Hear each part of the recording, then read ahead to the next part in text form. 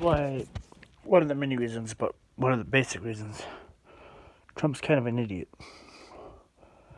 Okay, think of the presidents through the ages that people remember as one of the greats. The reason we remember them as one of the greats is they were given something impossible to deal with that the country or the world had never dealt with before, or they've done something to change the world. Lincoln freed the slaves, had to deal with the Civil War. F. Kennedy, I think that was Nam, and the Civil Rights Movement. Obama, first black president. Bush, 9/11. Like, the stuff that they handled, how they handled it, is why we remember them. He's been handed 3. The COVID, the protest, and kind of connected, directly connected, but kind of not directly connected. The riots, plus police reform. Now, if he would have handled one of these, good, he'd be remembered. If he would have handled one of these, great, he'd be remembered as one of the greats. But what if he handled all 4 of these perfectly? Like COVID, they had at least top 5 least deaths on the planet. Like, not the bottom of the list, but they're high, but he made it so they're higher up. Handled it where everybody loved. The protest. If he literally just came out and when those people, when the guy was choked out, said this is horrible, threw the cop under the bus.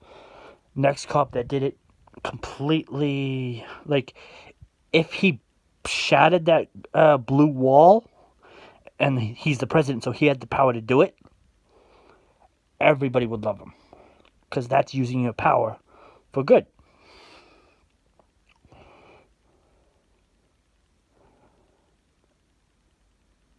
And the protest, if he would have been, instead of fighting it, he wouldn't have, not even making change, if he would have put his ass on the front line of the protest instead of against them.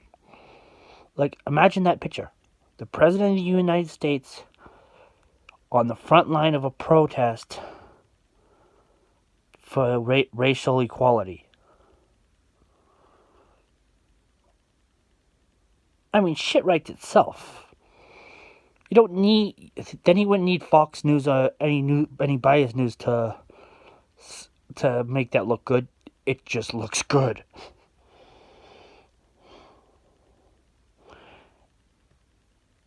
Hell, on a smaller scale, but it's kind of bigger, the wildfires.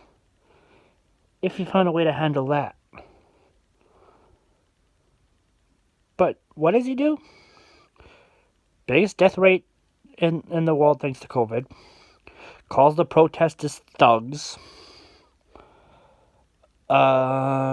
Completely ignores what they want and does nothing for police reform. Instead of going the opposite way and wanting to fund the police more. Says nothing about the deaths, about the racial deaths.